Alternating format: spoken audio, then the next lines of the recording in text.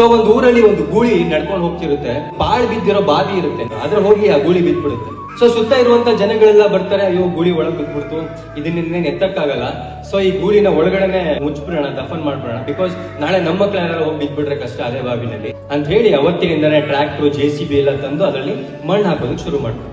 ಇವ್ರು ಪ್ರತಿ ಸಾರಿ ಮಣ್ಣು ಹಾಕಿದಾಗ್ಲೂ ಕೂಡ ಆ ಗೂಳಿಯ ಒಂದು ಕತ್ತಲ್ಲಿ ಗಂಟೆ ಕಟ್ಟಿರ್ತಾರಲ್ಲ, ಆ ಗಂಟೆ ಶಬ್ದ ಬರ್ತಿರುತ್ತೆ. ಇನ್ನೇನ್ ಇನ್ನೊಂದ್ 2-3 ಲೋಡ್ ಮಣ್ಣು ಹಾಕಿದ್ರೆ ಬಾವಿ ಮುಚ್ಚೋಗುತ್ತೆ ಅನ್ನುವಂತ ಸ್ಥಿತಿನಲ್ಲಿ ಮಣ್ಣು ಹಾಕ್ತಿರ್ಬೇಕಾದ್ರೆ ಆ ಗೂಳಿ ಹೊರಗಡೆ ಹಾರಿ ಬರುತ್ತೆ. ಸೊ ಆ ಗೂಳಿ ಏನ್ ಮಾಡ್ತಿತ್ತು, ಇವ್ರು ಪ್ರತಿ ಸಲ ಅದ್ರ ಮೇಲೆ ಮಣ್ಣು ಹಾಕಿದಾಗ್ಲೂ ಕೂಡ ಆ ಮಣ್ಣನ್ನ ಕೆಡುಕೊಂಡು ತನ್ನ ಮೈ ಮೇಲಿಂದ ಆ ಮಣ್ಣಿನ ಮೇಲೆ ಹತ್ತಿ ನಿಂತ್ಕೋತಿತ್ತು. ಮತ್ತೆ ಮಣ್ಣು ಹಾಕ್ತಿದ್ರು, ಆ ಮಣ್ಣನ್ನ ಕೆಡುಕೊಂಡು ಅದ್ರ ಮೇಲೆ ಹತ್ತಿ ನಿಂತ್ಕೋತಿತ್ತು. ಹೀಗೆ ಮಾಡಿ ಮಾಡಿ ಆ ಗೂಳಿ ಆ ಬಾವಿಯ ಮೇಲಕ್ಕೆ ಬರುತ್ತೆ, ಮೇಲಕ್ಕೆ ಬಂದು ಹಾರುತ್ತೆ. ಇದರ ಅರ್ಥ ಏನು ಅಂದ್ರೆ, ಜೀವನದಲ್ಲಿ ನಮ್ಮ ಮೇಲೆ ಮಣ್ಣು ಹಾಕೊಂಡು 1000 ಜನ ಇರ್ತಾರೆ, ನಾವು ಅದ್ರ ಮೇಲೆ ಹತ್ತಿ ನಿಂತ್ಕೋಬೇಕೇ ಹೊರತು ಅದ್ರೊಳಗಡೆ ದಫನ್ ಆಗ್ಬಾರ್ದು ಅಂತ.